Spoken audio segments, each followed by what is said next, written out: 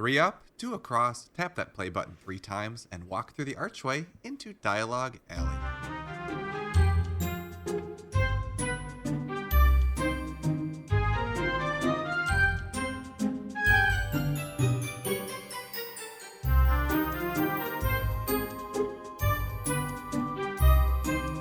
Hello and welcome to Dialogue Alley, a podcast about Harry Potter books, book translations, and all other things magical. I am Erik. I'm Carly. And I'm Melanie. And the 3 of us are Harry Potter book translation collectors, which means we collect Harry Potter books in different translations. What? It's about as simple as it gets there. I think. Which means, I guess, to expand upon, we have Harry Potter books from all over the world. We have books from France. We have books from Japan. We have books from China. We have books The from Philippines. India and Pakistan and the Philippines. Greenland. And Iceland. Yay. oh, I was going to say Greece. I thought we were going to say the same one at the same time. But no, Almost. you picked another GR. Almost. Gujarat, But India. yeah, the 3 of us just love collecting Harry Potter books. Yeah, I did. That's true. We could do that too. We just love collecting Harry Potter books because they are wonderful stories, and we love languages, and we love the different art that comes with all of these different books, and we also love talking about them, which is why we have this podcast to let you listen to us talk about them. That's it. Well done. That's it. That's it. Well done. Happy Halloween, everybody. This episode is out on October 31st, so if you are a Halloween fun. person... I didn't even realize, obviously I know we're doing, a Halloween episode, but I didn't, forgot that it's, this episode's going to come out on Halloween. Happy Halloween is it's my favorite holiday, Yes. you guys. I'm totally dressing up totes. Oh, fantastic. I'll be a Slytherin. Yeah, what are you guys dressing up as? I'm a Well- Slytherin student. That makes sense. I don't really have anything to wear. You're a I didn't Potterhead. think about it. I'm more into what my kids are Yeah, wearing. I was going to say, what are they wearing? My daughter is going to be Miraculous from that show. Oh. I don't remember what it's called. Miraculous. It's like a ladybug person. Oh, okay. And my son wants to be a rainbow Johnny Pop. I love So that. it is a popsicle, and they're called Johnny Pops, and there is a flavor that is rainbow, which is all the flavors, and he wants to be a rainbow popsicle. Well, more power awesome. to him. So my mom made him a rainbow popsicle costume. He's looked at it. He's never tried it on. He doesn't want to try it on, but he still wants to be a rainbow Johnny Pop. I love that. So we'll see. We'll see if that happens. So hopefully it does. But how about your kiddo, Melanie? What is she going to do for Halloween? She has been for months insisting on being Princess Peach for Halloween. She loves to say, "Mommy, I be Princess Peach, and you be Mario, and Daddy be Luigi for Halloween." And I say, "Trick or treat," and I get the candies. I'm like, okay, that sounds perfect. So I got her little Princess Peach dress. It's perfect. It's a little long.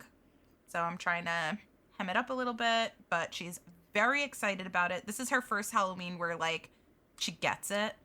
So I'm stoked. I can't wait to take her trick-or-treating. She's going to love it. And for work, my classroom, my teachers are all dressing up as Scooby-Doo characters because there are 5 of us. So I'm going to be Scooby-Doo for Halloween. Oh, I love that.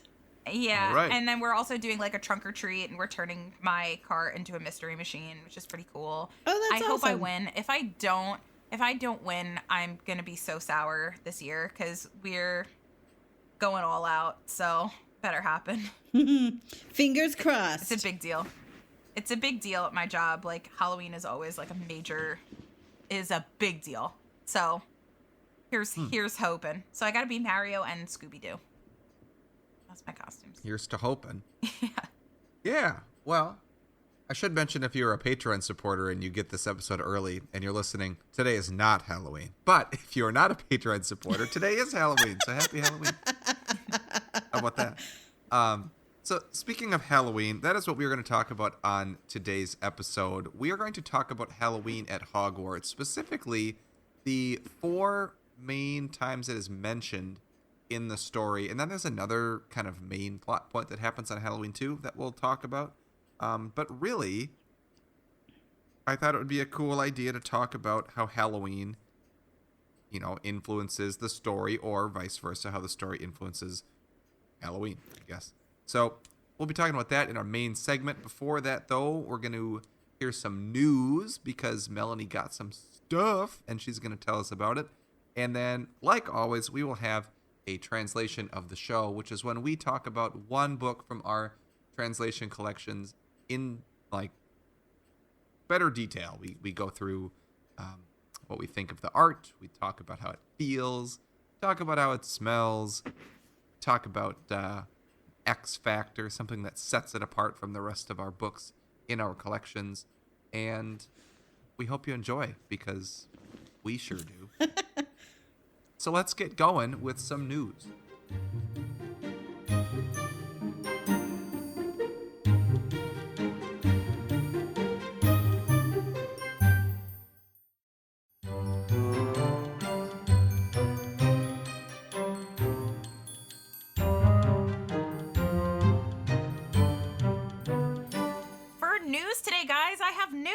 It never happens, but today is the day. And I haven't exactly been released from book jail. Still nice and cozy in book jail, but I have probation. It's a probationary period. Well, I got these books as gifts, so it doesn't count. I was about to say, is it like a? Oh no, it doesn't count at all. It doesn't count. It doesn't count. So I think I mentioned last week that my in-laws were away, and they had asked me while they were away they were doing a cruise similar to my honeymoon. So they started in Italy and they went to Croatia. They went around Italy, came back to Italy, whatever. So I was trying to think of books that I needed from there. I was like, if you see any Harry Potter books, just get them for me. And they're like, don't you have all the Harry Potter books? I'm like, well, yes, and also no. So I wouldn't necessarily care about having a duplicate book if it's something that they brought back from a trip. That makes it more special to me that, you got this book from a trip. That's so awesome. That's so much better than this book that I got on eBay or traded with somebody or whatever the case may be. But then I remembered that they were going to Croatia and all of the new Croatia covers were out. So I sent them pictures of books 4 and 5 of the new Croatia covers, and I got them. Yay! Aren't they great? They're beautiful. I know. Oh my god. And then of course, literally the next day, after our episode came out, Sean texted me and was like, books 6 and 7 are out. No! I'm like, you've got to be kidding me. I just got 4 and 5. I know. And meanwhile, they definitely would have bought them for me if the books were there. I will say they only had books 1 through 5 in the store when they were there. So I don't necessarily feel like I missed out. But how gorgeous are these books, guys? I feel like this one, book 4, is in my tippy top because the color palette that they chose. It's just so nice. That's probably one of my top favorite books just based on cover color alone. It reminds me so much of the Danish. I think Half-Blood. No, I'm thinking Dutch Half-Blood Prince. I thought of the Danish Half-Blood Prince, the black covered. Black. It just reminds me of the Dutch, or is it Dutch? No, because Dutch Goblet is the bricks. No, Dutch Goblet. Prisoner is the bricks. Goblet is the maze. Prisoner, oh my god, my words are getting so mixed up. Half-Blood Prince is the one with the bubbles on it. So that's what this reminded me of. Yeah, I can see that those, too. Teal bubbles. I feel like that color palette is kind of what reminded me of this. Final answer. Final answer. Dutch. Bubbles. Paperback. Bubbles. Teal. I can't wait. One volume. One volume. I can't wait to do one of these as a tots. That's all I'm gonna say. Yeah, I know. I feel like a few weeks ago we were gonna do it, and then we just didn't end up doing it. And now I think we'll do it. We have to Yeah. Yeah, and Order of the Phoenix is also Isn't gorgeous. that She's beautiful? And I love how different the cover is from the one previous. Like, how cool is that? Because that one's like this beautiful green. They're just so nice. And that's like purple and black. It's just also so nice, like, talking to, like, my father-in-law about these books. He was like, yeah, we were so excited we were able to find them and whatever. And I was like, yeah, these covers right now are the only, this cover art is only for the Croatian books. So, yeah, like, totally. that's it. It's unique to Croatian right now. Yeah, and I was like, that's what makes these so special. Like, you can only get those books there. And he's like, well, how did you get books 1 through 3? And I said, well, I have to get it through my collector friends. I have to pay them for it. But then we have to worry about shipping costs and things like that. So, like, getting it directly from the country is ideal. I'm just so excited that, like, I have cool souvenirs. I got some books. I know. I'm so happy. They brought my husband back, like, a giant Toblerone. Like, we can kind of get Toblerone here, but that's okay. I like that. I'm so much happier with my gifts. You guys nailed it. Thank you so much. That's delightful. That's my news. I love those. Wait, I do have one other bit of news that you'll be very proud of me. I bought my ornament. I finally bought my stupid Hallmark ornament. Yeah. I was in we have a store called it's like Paper Company, something like that, whatever around here, and like they sell Hallmark ornaments. And I saw it and I was like, all right, gotta bite the bullet. Here it is. They have it. I just gotta do it. Yeah. And I did it. But to think, like, now that I have 1 through 6, like, that is a good feeling. Yeah. Because you're at the finish almost. It was my first time, like, I was actually excited to get one of these ornaments. Like, I was excited to get the one for book 2 because that was, like, my first one. But then after that, when I got book 3 and then had to go back to get book 1 and couldn't find it for a good price, I was like, you've got to be kidding me. But having them all now is just... yay. It's perfectly satisfying. So yeah, that's my news. Congrats. Fun books and Potter stuff. Yeah, why don't we get right into that main segment?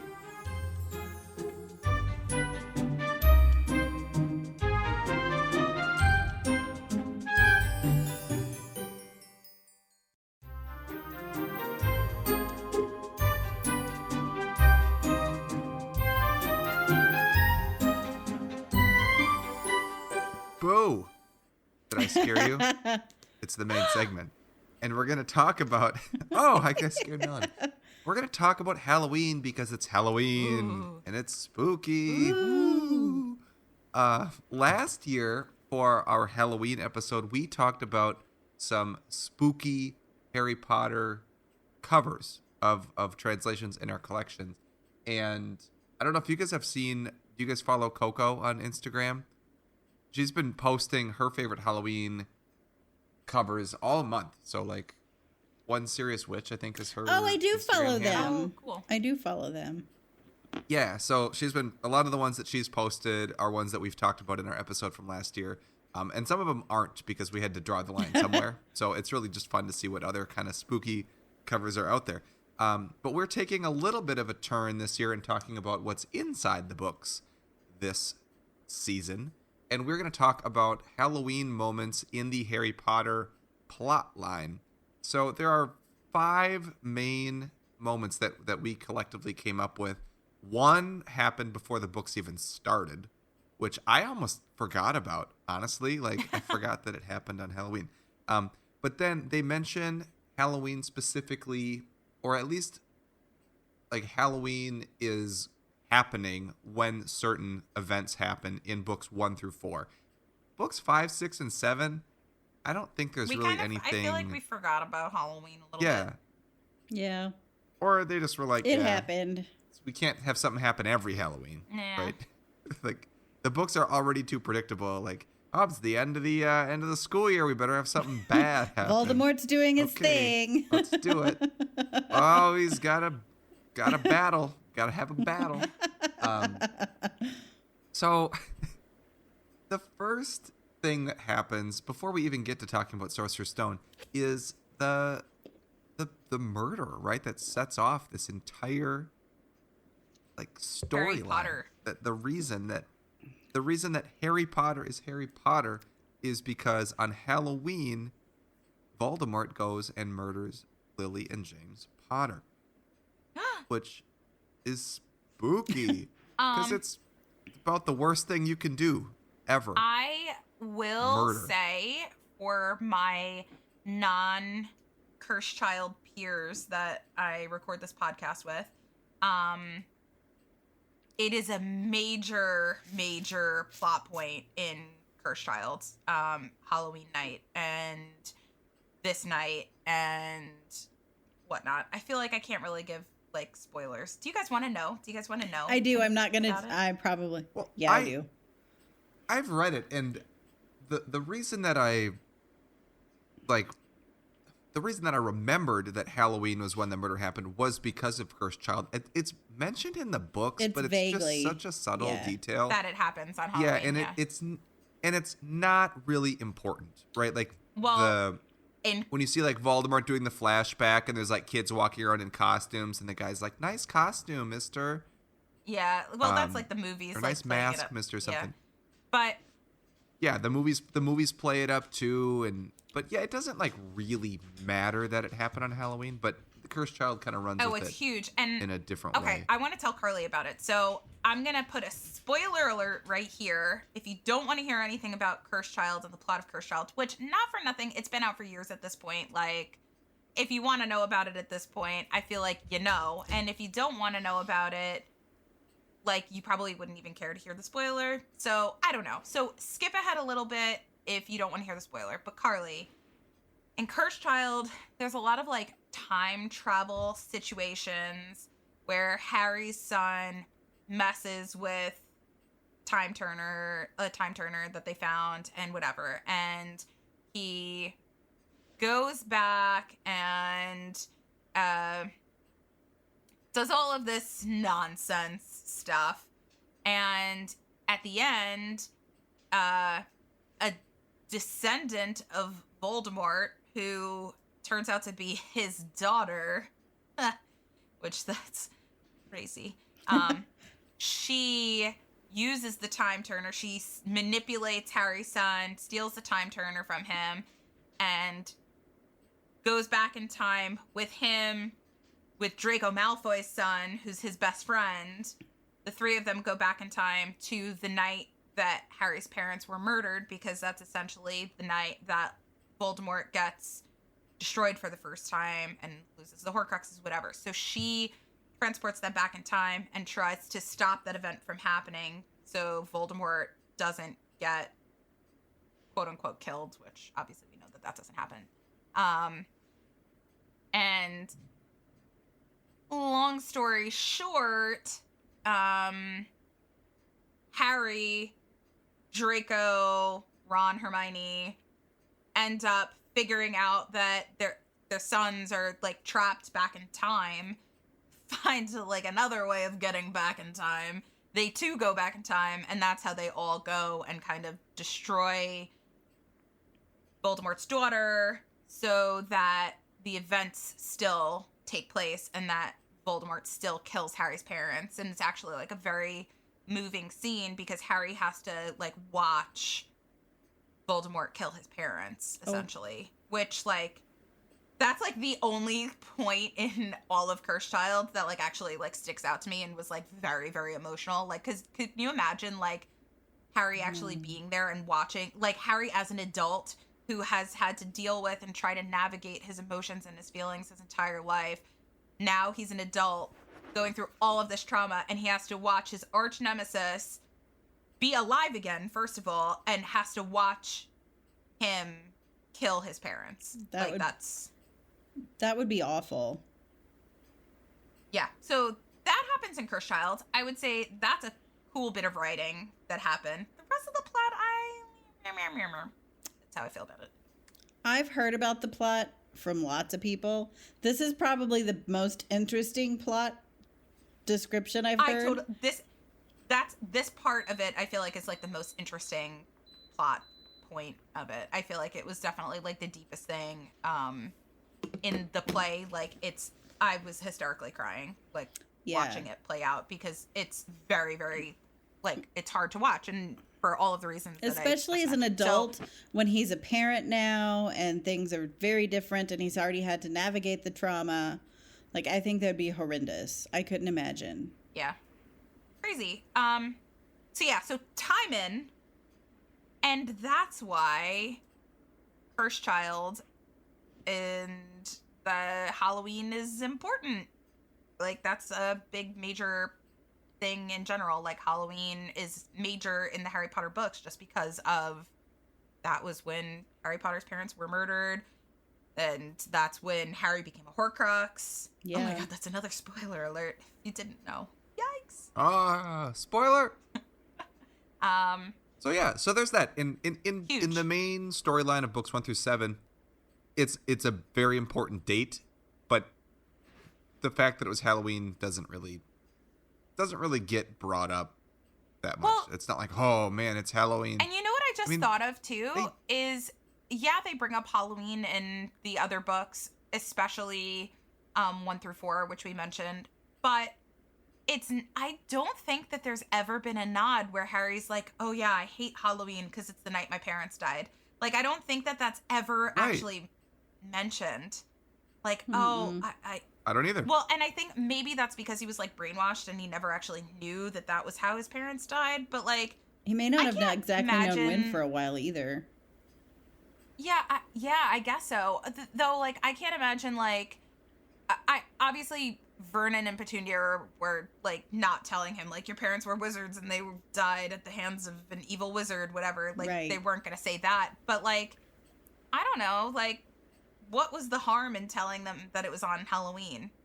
Maybe because Halloween has, like, magical connotations. Or maybe because there was a lot of news stories about, like, some of the weird stuff going on that specific night that all of this went down. As far as, like, just weird stuff that people are noticing. It made kind of, like, around the town write-ups, not, like, big news stories, but subtle ones. And they were trying to keep him from anything oddball. And so if there was a bunch of oddball things that were being written about or recorded, they would want to keep him away from that just in case. I guess so. Interesting, though. Like, I could see that being a thing, because they were so against anything weird that they went the complete other way. Yeah, I guess I would just think that, like, Harry as an 11-year-old and on, finding out, oh yeah, my parents were killed by this evil wizard, would be like, oh, like, I would want to know as much information as possible, which I'm sure Harry did. Mm-hmm. I'm sure Harry eventually knew that it happened on Halloween. We know that he knew that it happened on Halloween, but, like, you're not gonna, like, it's not mentioned. I don't know. I just find that, like, a little bit weird that he's never like, oh, guys, like, I don't really love Halloween because, like, that's when my parents died. Well, yeah, and that could have been, like, another empathetic point for him. Like, as a writer, she could have dug into that a little bit more, too. And created, like, especially when we've seen him have, like, more angsty type things, and you're like, he's kind of a jerk. Like in book 5, when he's, being all angsty and stuff, we could have dug into that a little bit more to show more, like, a pain point and be like, oh, poor Harry, he's really going through things here. We still kind of like him. That could have been something she could have dug into there. Just thoughts. Yeah, absolutely. Yeah. So let's move on to the first book that we all read, which is the first book in the series, which is Harry Potter and the Philosopher's Stone, or Sorcerer's Stone. And Halloween gets its own chapter. The chapter is called Halloween. And in this chapter, to quickly summarize, they're having a feast in the Great Hall. Everyone's having a good time, eating too much food. And then Quirrell comes running in and tells everyone that there's a troll in the dungeon. And they scatter, going back to their common rooms. Harry and Ron actually go to the girls' bathroom where Hermione is, because she was sad because they were treating her very poorly previously. And that's when they have the little battle against the troll. They do the Wingardium Leviosa spell. Like, they knock the troll out. And Hermione becomes one of their best friends.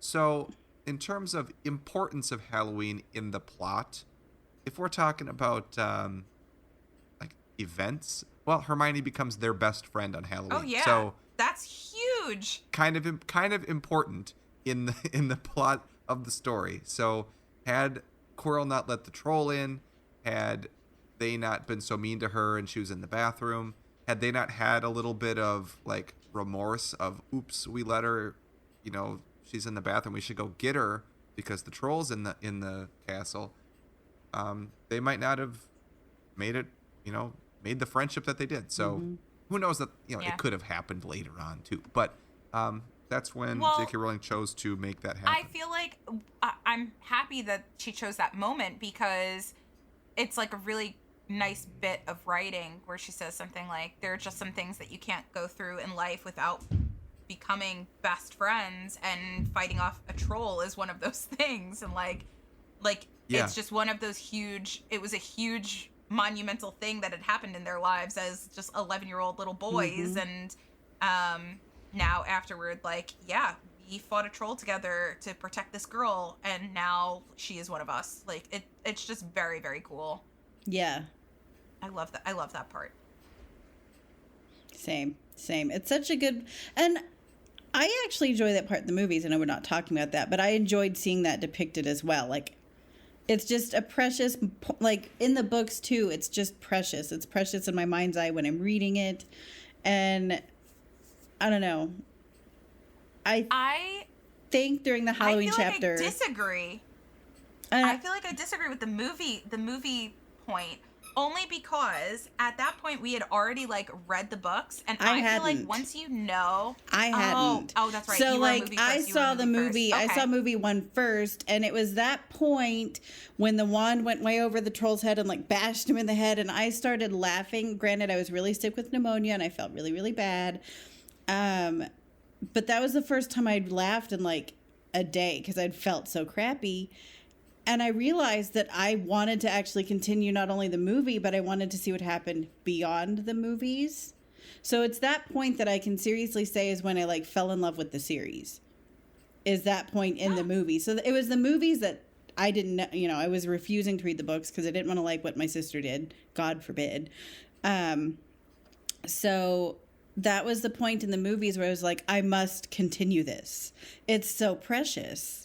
So, and then I read it in the books. So me disagreeing kind of sucks. No, it doesn't. It's nice to have dissenting voices. We just came at it in a different way. So, but then when so I saw the first movie, that's all that was out. And then I read books 1 through 4 almost immediately while I was still sick in bed. But when I got to that part in book 1, I knew I really wanted to continue the books, much more so than the movies, if that makes sense. But yeah, I loved that moment in both movies and books because it was so precious differently. But I thought I don't know, for me to fall in love with the series, I thought that was cool. I totally get that. I think where I see it differently is because of the fact that I had read the books first. I already knew that Harry, Ron, and Hermione were going to become best friends. So I felt like it when I saw the movie and I saw Hermione around, I feel like the movie didn't portray enough contrast between we don't like this girl, she's annoying, we're not her friend, to all of a sudden the troll incident happens and now we're best friends. There wasn't enough black and white between those two things, whereas the book I feel was very clear of we don't like this girl, she's so annoying. Yeah, you didn't even know that she was going to be a main character, honestly, right. Reading the books for the first time. You're just she's just another person they mentioned who's in the movies. She was as prevalent as Neville, in the beginning of the book. Right, yeah. In the movies, we definitely did, because even, I hadn't read anything, but they've zoomed in on her all the time, and she had some really good lines. And so I knew she was going to be somebody. I didn't know who. Oh, yeah, well. And then when I was reading them. And just think of the press coverage, though, before the movie even came out. They're who's going to be cast as... I saw none of that. But, I think Melanie and I both did. It's their pictures were everywhere. Who's Harry, Ron, and Hermione? Who are they? Right. Yeah, and so, but when I read the book, I was actually shocked, at how much more, what you were saying, black and white Like, she was way over there in the we don't like girls at all kind of. And they were just the boys club, you know, in their own little clubhouse kind of thing. Time. So I thought that, I don't know, I didn't key in on that as much. I was just very shocked when I read the books. Yeah, no, that makes sense. So yeah, Halloween in book 1, pretty pivotal plot point happened on Halloween. But not super Halloween-y. So let's move to book 2. I mean, no, it's not super Halloween-y. There was a troll they in did the mention dungeon. And the pumpkins. I mean, the pumpkins were great. It would have been more Halloween-y if it was just a person in a troll costume. I mean, it's not like I expected them to trick or treat in Hogwarts or something. Could you imagine going to different classrooms with your cauldron? I'd be terrified to see what they're going to put in my bucket. Especially honestly. Snape. Could you imagine? Oh no. Ugh, gross. So let's talk about Chamber of Secrets. And Chamber of Secrets, of course, takes place, Halloween in Chamber of Secrets. The event that they portray in the book isn't really like something that the rest of the school goes to. So Harry gets invited to Nearly Headless Nick's Death Day party, which is taking place on Halloween in one of the more roomier dungeons, as he mentions. And we don't really get to hear much about the Halloween feast or the rest of what the school does, because Harry walks right past it. It even mentions in the book he walked right past it with Ron and Hermione towards the stairway to the dungeons, which, of course, there are these like thin black candles with blue flames, which they mentioned, and that has got to be just the like creepiest type of candle that you can possibly think of. Like, oh man. And walking down, the dungeon staircase into the party that's just full of ghosts and these black and blue candles. That sounds to me like the spookiest experience ever. And they didn't really mention that any of the 3 kids were afraid. Which I thought was kind of weird because it's completely normal. And I know at this point they knew that ghosts were not like scary, that you can interact with them. They talk to Nearly Headless Nick and the Fat Friar, and the Bloody Baron's kind of creepy, but they're not like so terrified of him that they don't go anywhere near him. They just avoid him a little bit. But we don't really get a lot of plot in the Death Day party aside from like Moaning Myrtle's there, so there's like a little bit of character development that we get. Is that like the introduction of Moaning Myrtle? Like, is that the first time where they're like, oh no, like Hermione's like, yes. Oh, Myrtle's here, and that was the first introduction of her. Yeah, so it introduces her, but it could, she could have been introduced in many different ways, sure. not just like she's at this party too. The whole headless hunt thing, like that's just a side story to make us laugh. I guess and feel bad for him. I guess you kind of have to like think about the fact that like we're talking about Harry Potter things that happen on Halloween, but like it's his death day party, so that means that Nearly Headless Nick died on Halloween. Yeah. Right, I suppose. So there's that. Which again, to me, like is what it is. Oh, go ahead. Like that's not a major thing. Right. So to me, the main like plot point that happens on Halloween is when he's leaving the Death Day party and hears the basilisk, right? And then that's when, the attack happens, and Snape then confronts him, and they talk about how like they didn't want any more food because they were not hungry and they wanted to go to bed. Then it's like Ron's stomach gave an untimely gurgle, like when he says that. Not for nothing though, I wouldn't be hungry either, because I don't know if you remember, like they say at the Death Day party that I would think there was just a table full of rotted food. Because like they're like, oh well, ghosts can't eat, but if you walk through the rotting food, like rotten it is, maybe we can kind of get the essence of the rotting food. Maybe. So it was a spooky party and it smelled terrible for sure. Yeah. So the Death Day party is probably my favorite point of all of book 2. All of it. Hands down.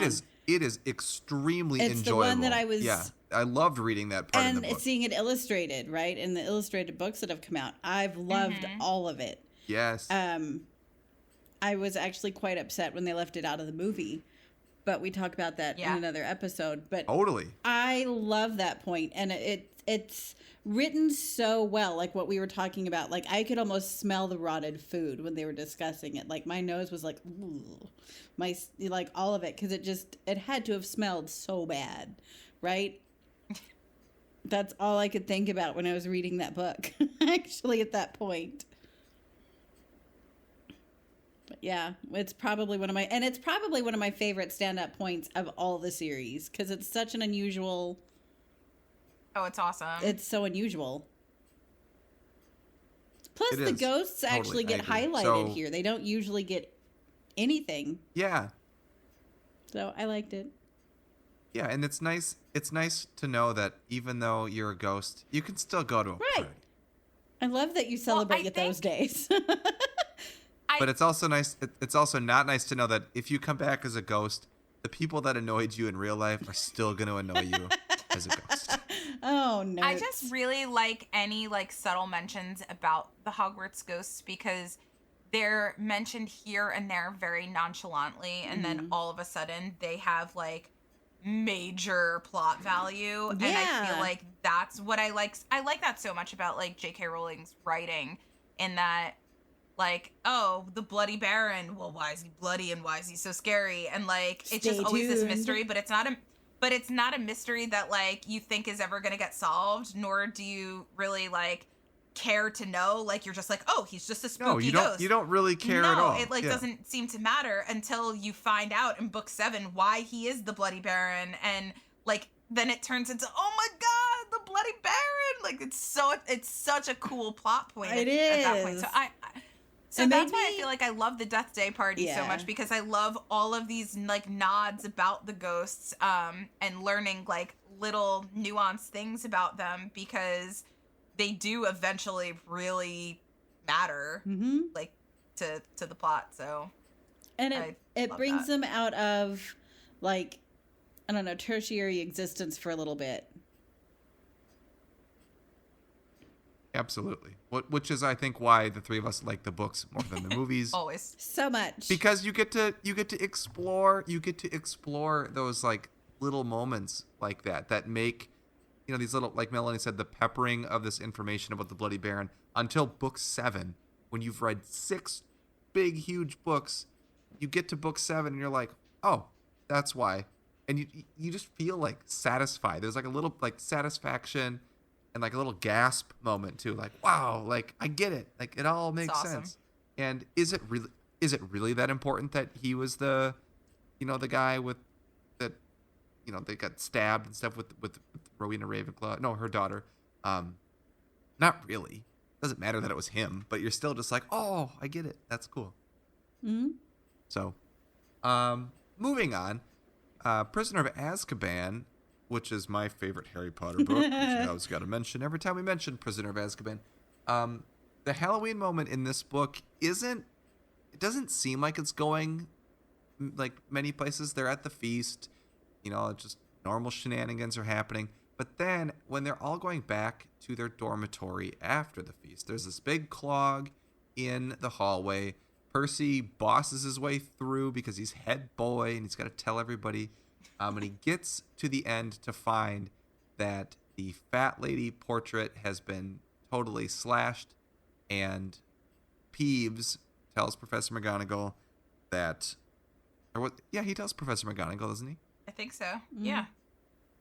Yeah, nasty temper, that Sirius Black. Yeah, that Sirius Black was the reason this happened, and he is in the castle, or was in the castle. And that's the end of the chapter, and we're like, what? What? And then, you know, then they do a search afterwards and stuff for him. But, like, in terms of, like, oh no moments, so far, to me, that's like the biggest oh no moment. Like, oh my gosh, this guy that's been attacking Harry, he's in the castle. We've been talking about him all book. Like, this is scary, but now he's actually here, and we don't know how he got in. How'd he get in? No one knows. You find out that he's in there on Halloween. Such a good point. And so that and the cliffhanger is like, ooh, spooky for me. So yeah, I love that. I like it a lot. I was going to actually go to bed when I was reading that part in Azkaban. I remember very vividly because I was going to go to bed. And then I got to that point and I had to keep reading. And I finished the book. So very well done. Like, I love that point. Yeah, and I guess in terms of like overall plot, it doesn't really mean much because it doesn't matter that it was Halloween, really. Like, but just cool that like they really kind of gave the sense of like uneasiness about this kind of lurking danger. They gave it a big push in the Halloween chapter. It's a good, so I think that's very cool. good bit of writing. I Yes. feel like. Oh, absolutely. Absolutely. Anything else on Prisoner of Azkaban? No. There's not a whole lot to talk about. No, but because I think Goblet of Fire is like a pretty significant major one. Yeah. Yeah, so I'll introduce it here, then Melanie can just take off. So in Goblet of Fire on Halloween, that is when the names come zooming out of the Goblet of Fire and the champions are picked. So the tournament like officially kind of opens. They pick the champions. It gets all dark and spooky in there, and the goblet glows, and the names come flying out. And we get the Durmstrang champion and the Beauxbaton champion, and then Cedric Diggory's the Hogwarts champion, and we're like, yay! What are we gonna read about for the rest of this 2 billion page book that we're hauling around in our tiny backpacks as kids? Well, it turns out that a fourth name comes shooting out of the goblet, and it's Harry Potter's name. And we're like, what? Didn't see that coming, even though you probably did. If you like looked at the cover of the book, you could probably guess. But yeah, so, and that's how that chapter ends too, isn't it? I think. Hold on. I literally have we hear, it's like the day doesn't end, but I think the chapter ends. Pretty soon after, I think. Hold on. I can tell you in like 2 seconds.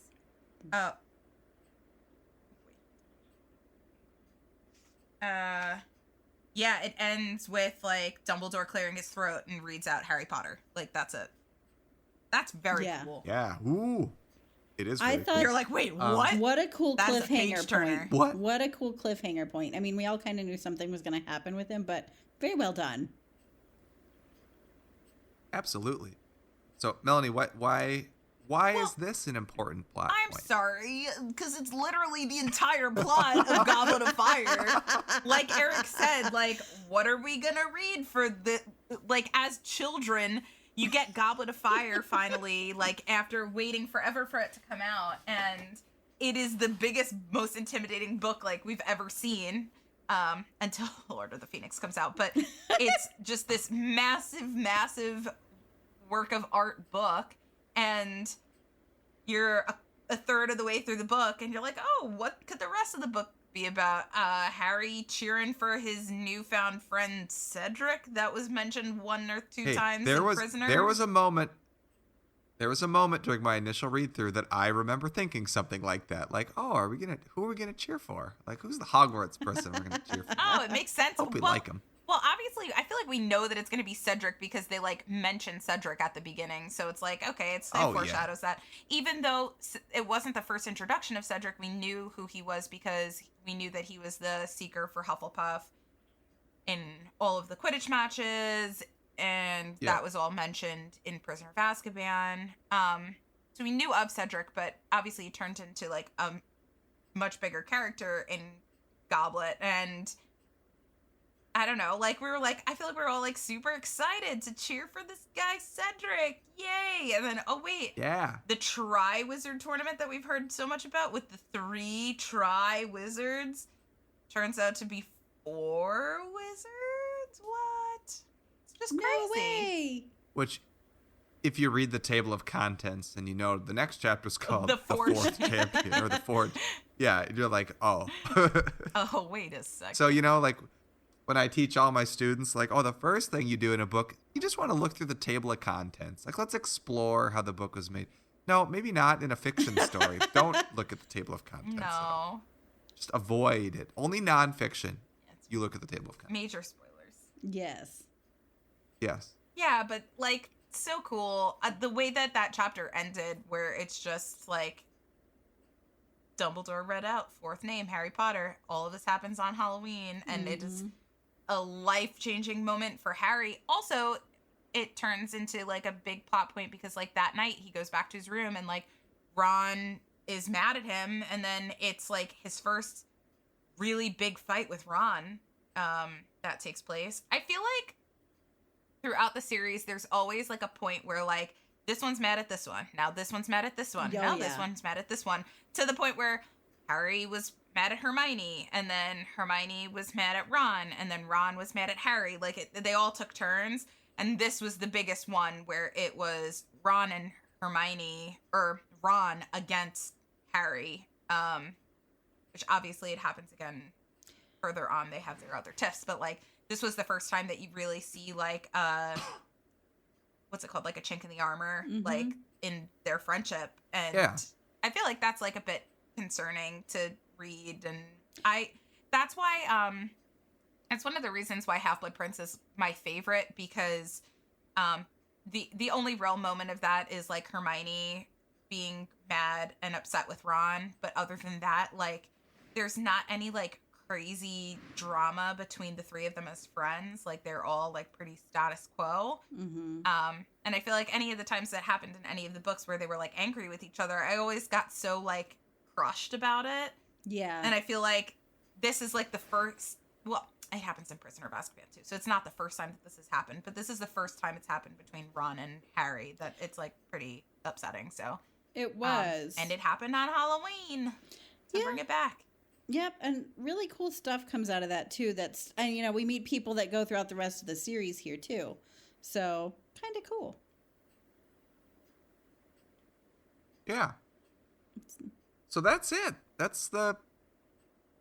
That's Halloween in the books. I'm kind of sad Wait, that I just want to go back to to what Carly was just saying. Oh, okay. Because that's like such a good point too, is obviously like the books foreshadowed a lot, and we heard about Victor Crumb because of like we knew about Victor Crumb already because he had arrived at Hogwarts prior to Halloween, and we knew about him because of the Quidditch World Cup.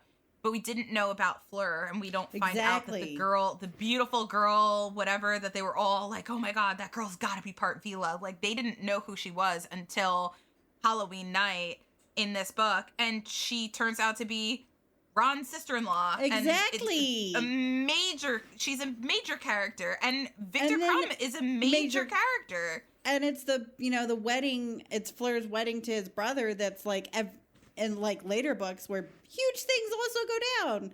So it's kind of like, I don't know. Mm-hmm. I love how it builds upon it. Like the books themselves build upon each other. Yeah. And it goes back to what we were saying before, and I feel like this is a good way to wrap up because it's like a nice full circle moment, how we were talking about like the little nods that J.K. Rowling does, where it's like little notes of things that are sprinkled around that are things that you don't think are important, but then later on turn to be out very important. And Victor Crumb, I feel like, is kind of that character because we wouldn't have known about Grigorovich if it wasn't for Victor Crumb, which Grigorovich is like was the first thing that led us to information about the Elder Wand, and that's a huge plot point in book 7. And he's like, why do I think that Grigorovich has something to do with Quidditch? And it's because he remembers the weighing of the wands and Victor Crumb mentioning his wand, and those seem like little things, but it really does nod more to the fact that Victor Crumb is quite a major character. So yeah, I think that was, you said such like a little sentence. You're like, oh yeah, we introduced these big characters. Like, no, but you're right. Huge. Like that's a huge thing. That's a huge thing that happens that night. So, yeah, really, really cool. So yeah, I feel like that was a nice, like round circle wrapping it up sort of thing. I agree. And thanks for bringing up huge plot points, because the next book that we are going to talk about for our translation of the show is huge. Isn't it, though? It's delightful.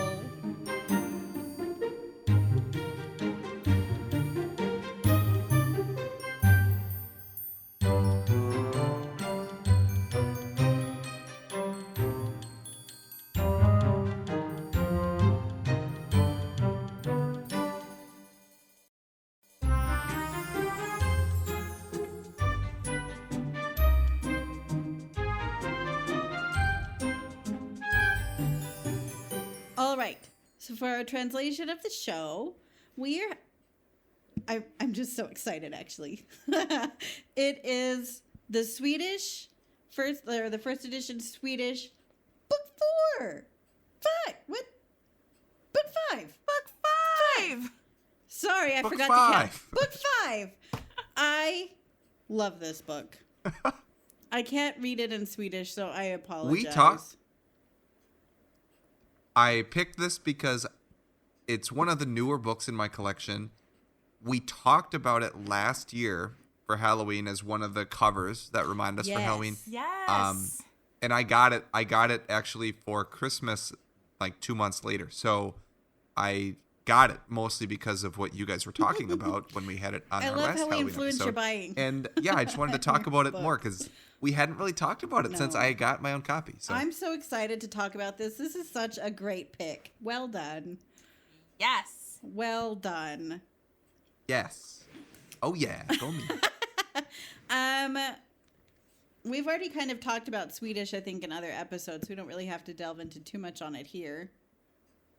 So we can kind of jump into who the publishers are. So what's interesting, actually, really, really quickly, before we get into how we got ours, is there are 2 different publishers for the first edition Swedish books. There's Tiden, and then there's Rebben and Sjögren.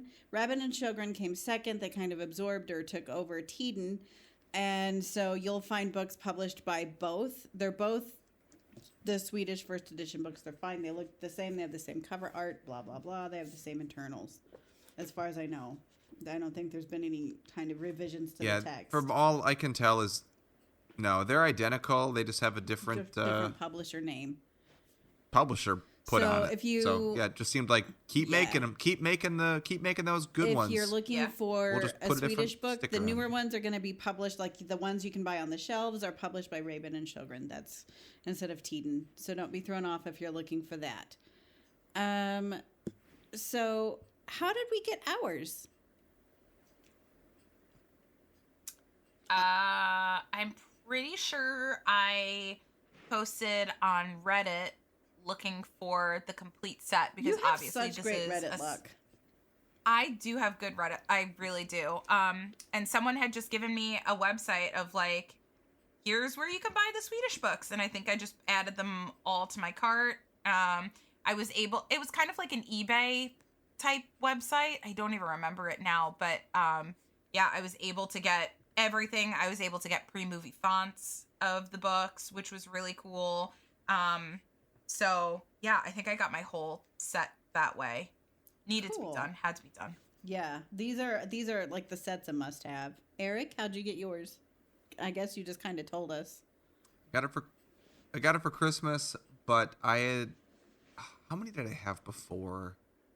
So when they announced that Book Depository was going to go away, like that was the place that you could really get a lot of these. And so when they announced that Book Depository was going to go away, I went and looked at which books I think I wanted to get now. Like, is there a full set that I wanted? And this was one. So I looked at wherever I was at. I think I'd gotten up to book 3, maybe just books 1 and 2 in Swedish, either on, through other collectors, or you could get some on Amazon sometimes or eBay. But I went through and I think we got, I don't know this for sure, wink, wink, but I think my wife arranged it with her mom to just get all the ones that I didn't have from Book Depository before they went away. And I anticipate that the next 2 books will be my next 2 years of Christmas gifts from her. That's awesome. Oh, that's so nice. I think they're all here. They're just not here in my home. So that's pretty cool. So yeah, I just feel bad that Book Depository's gone, because that was a great way to get these. I was just talking about that with Harrison earlier today, about how we missed Book Depository because it was such a great sourcing spot. Yeah, for sure. I got mine from, actually, I traded hours of massage because I owned my own massage clinic at the time. I traded hours of massage to Harrison, who got me the books out of a friend from Sweden. Harrison's had all sorts of strange trades throughout his collecting career, including pickles, massages. So that's how I actually got, I had book 1 or maybe books 1 and 2, and then he finished out the set with just massages. He was like, I'll buy so many hours of massage and I'll give you the rest of the series. And I was like, great! Let's do it. So that's how I got the Perfect. books. Yeah. Bartering when you have a trade like that is how I've actually gotten quite a few of my books.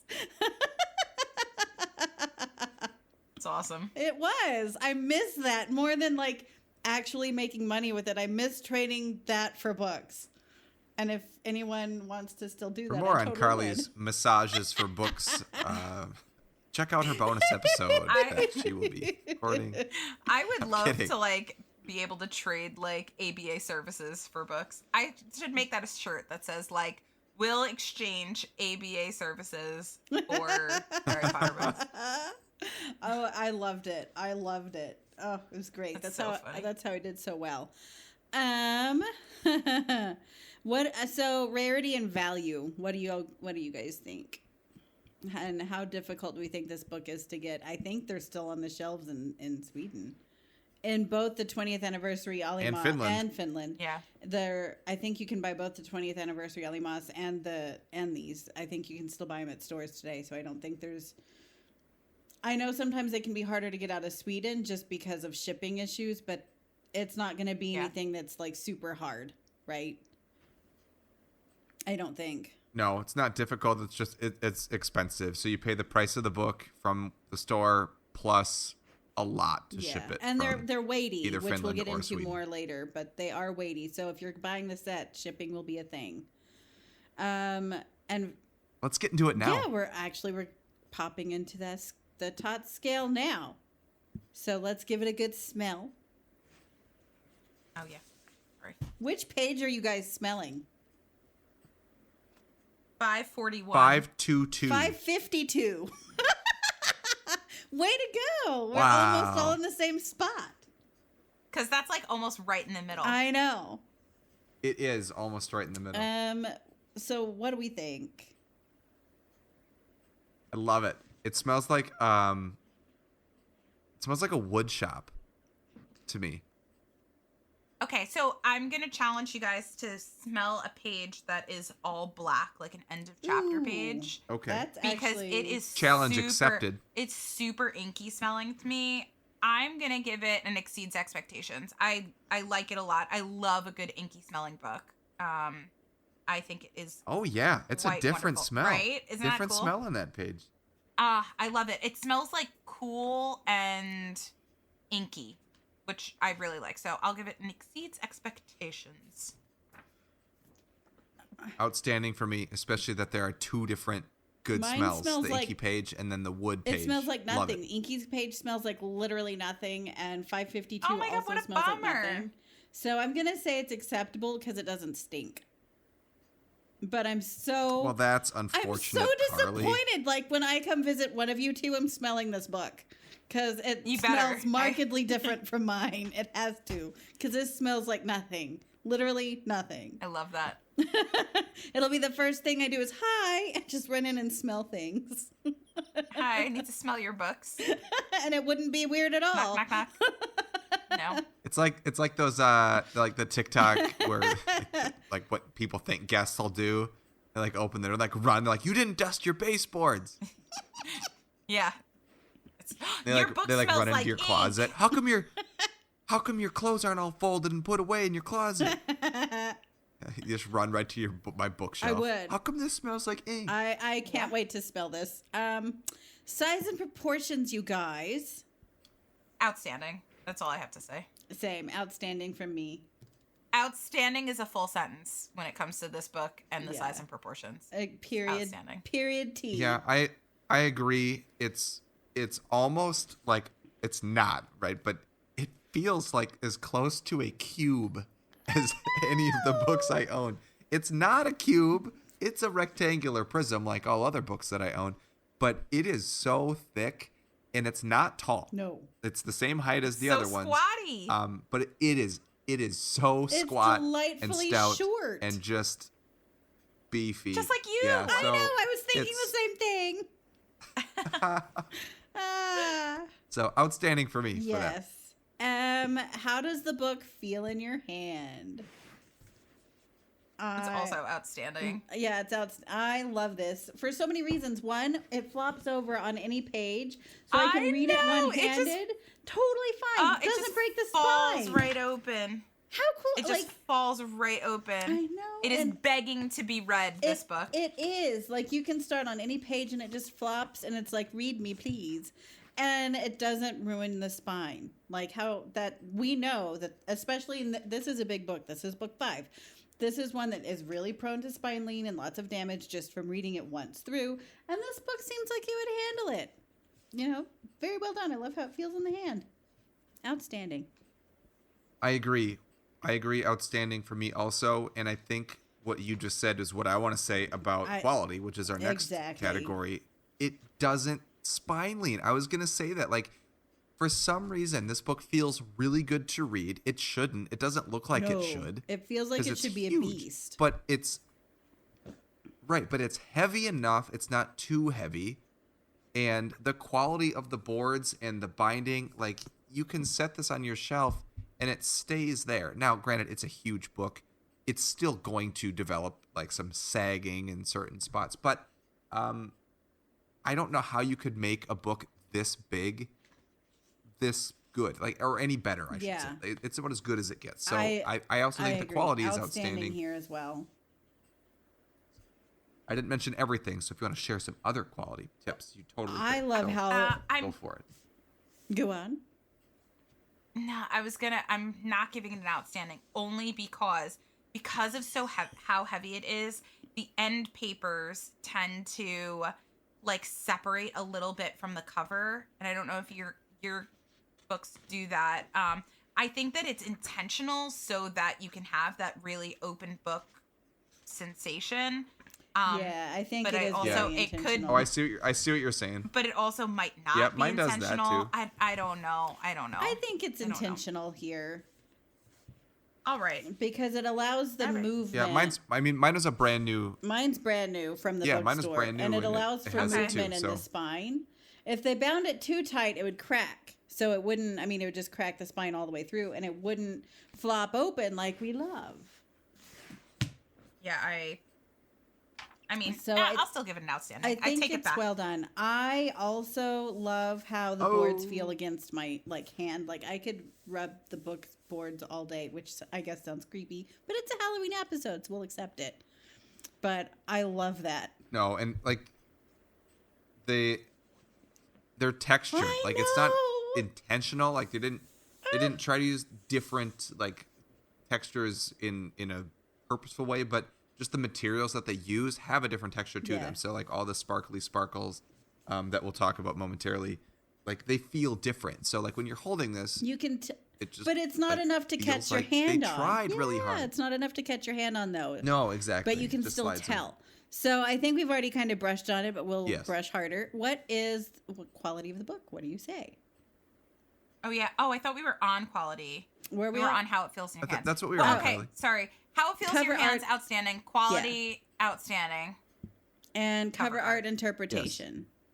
Yes. Outstanding. Yeah. Also, again, a full sentence. Like, it's unique to just this book. This is the only book in the world that has this art. It is the most brilliant thestral. I feel like the thestral is not necessarily pictured on Order of the Phoenix that often. And not well. The ones that I've seen, like, it's lacking. No, and it's not typically we'll see, like, the prophecy scene, something along the lines of that, but, like, this thestral is just sick. And it makes it such a cool Halloween book, and probably why we spoke about it last year is the contrast between the black thestral and the orange night sky with the ride it's just so cool. And Harry's face here, to me, like, it's mature. Yeah, he looks so mature and so he looks serious. Cool. Like, this is a man on a mission, but he's got the. Plus, he's a 15-year-old boy. Well, and but all the fabric is billowing up behind him to match the thestral wings, like. And both of them, the thestral is also on a mission, so is Harry. Like, they've got things to do, and you can definitely tell they're important. So, definitely outstanding from me.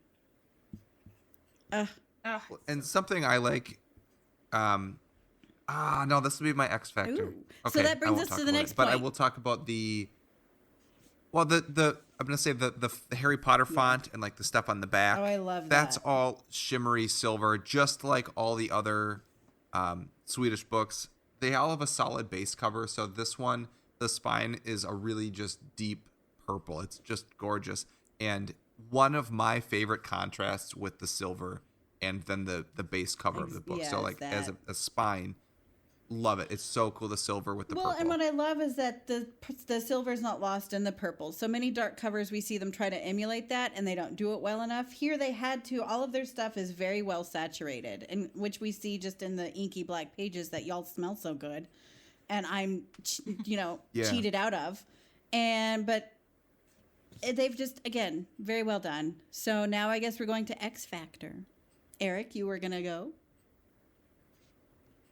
Yeah, so the silver, like there's like an image done in silver on the back of all the Swedish books, and that image carries over onto the spine. So from a distance, all the Swedish books just look like they have some sort of decorative art on the spine that's not necessarily important, but much like the Mina Lima book that we just talked about, if you look closer at the spine, it's part of the back image, which is something very special about the book. So in this case, it's more thestrals. But if you look at the side of the book, it's definitely thestrals. There's stars there too, but it doesn't like scream like winged horse thing. Like it just kind of blends in with the side of the book. So unless you're really looking for it or looking closely, you're not going to notice that there are thestrals on the spine of this book. Also, you're just going to think it's more like wispy silver magic lines. But beautifully done, wispy silver magic lines. Beautifully done. And all of the Swedish books have that. I just think this one is particularly cool because the other ones do look more designy. This one, you can definitely tell it's an animal if you look at it for more than 2 seconds. Melanie? Okay, I have 2, possibly 3 X Factors. It's hard not to have all of them. One I think is not necessarily an X Factor, but I will go back to say, like, as far as the cover art and talking about Harry's appearance on this is the first one in all of the Swedish covers where Harry does look very mature and grown up and like an absolute boss. Because if you look at him in this compared to even just Goblet of Fire, he still looks very like juvenile. So I just think that that's really cool. I always love when it's the same illustrator that does all 7 books and how we see Harry age, and it's done very well in the Swedish books. So that kind of leads to my first X Factor, which is the fact that the illustrator has like a little, like you can see the illustrator's name in all the cover art, and you can see it on this, like right by the Thestral's foot, you see the name of the illustrator, which I think is very cool that he did like a little nod to himself. Yeah, he signed his art. I love it. And it was cool that they left it in. And they let him do it. I mean, so cool. Like hearing. Yeah, you don't actually like after see we were that talking often. to Rooney, and he talked about like getting the sticker on there. Yeah, like you get credit for the art on the front instead of flipping into the.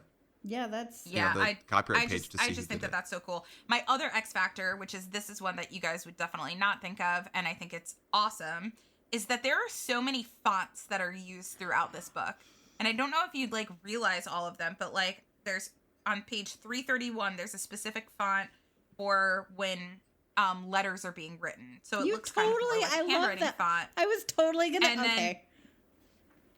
And then on page 338, like just a few pages later, there's a completely different font for them quoting an article. And then there's another font for the actual article, like things like that.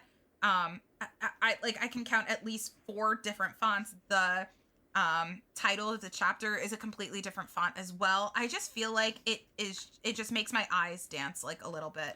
A lot of times if they're like quoting something or referencing like Daily Prophet, I see right here if it's like a proper place or something and it's in a quotation, it's in a different font. And I just think stuff like that is very, very special to this book. I don't see that often in other books. No, because that's more cost, right? But they've already spent a bunch, so they may as well continue. Yeah, I absolutely love that. I just thought it was very unique. I don't think I've ever caught something like that before in another book, so that is my X Factor. I love that one. I love font, so I'm glad you actually said that one. I have this is just so hard. I love the starry end papers, but I feel like all of the books have that. I just love so many things about this book. But the starry papers, what about the starry pages that we were talking about, the inky starry pages? That's not... No, I mean, like, not as the end papers. It's every chapter. Well, yeah, but specifically on the end papers, too, it has this. So I love that the end papers have that. I also love these, the free end papers at the end with the black stars at the end. Like, that's just so nicely done. And I love that the side edges are kind of pinstriped from all of the black inky papers that, you know, and the top edges are also in the bottom. Like, everything on this book is just something to look at. So I think that's my X factor, is that honestly, everything is a treat for the eye. You can't look at a part of this book and go, that's boring. Like what Melanie said, even reading it is a treat for the eye, not just for the brain. They use different fonts to separate out different things, which is wicked cool. You know, everything is just so well thought out. And I feel like they're like, yeah, we'll do that. That's a little bit of pizzazz. That's great. I'd love to be in this board meeting when they're planning this book, because they just had fun with it. They made it magical. Also, going back... Oh, it totally either is. Everyone had good ideas in that meeting. Either all the ideas were good in that meeting, or the people that had bad ideas were kicked out of that meeting. I would also like to point out, I love how Melanie pointed out, or that the illustrator is on the book. It's also even with the publisher. Like, you know, so cool. you can't see one without the other, which I love that they give the artist a lot of credit here, because it's such good art. So... But it's not done in like an obnoxious way either. Like, it like feels an Easter very egg. natural. It just feels like a little Easter egg. I love exactly. that. It is. I think we could continue on, but I think we've kind of also wrapped it up. If that makes sense. Yeah. Like, we could continue to blabber on, but I think we'd be redundant. Well, exactly. And we can wrap it up by just saying this book is outstanding. And you should buy it. Like all the Swedish books. So you should get them, because, boy, are they cool to hold. Even if you don't speak Swedish, which none of us here do. So that's okay.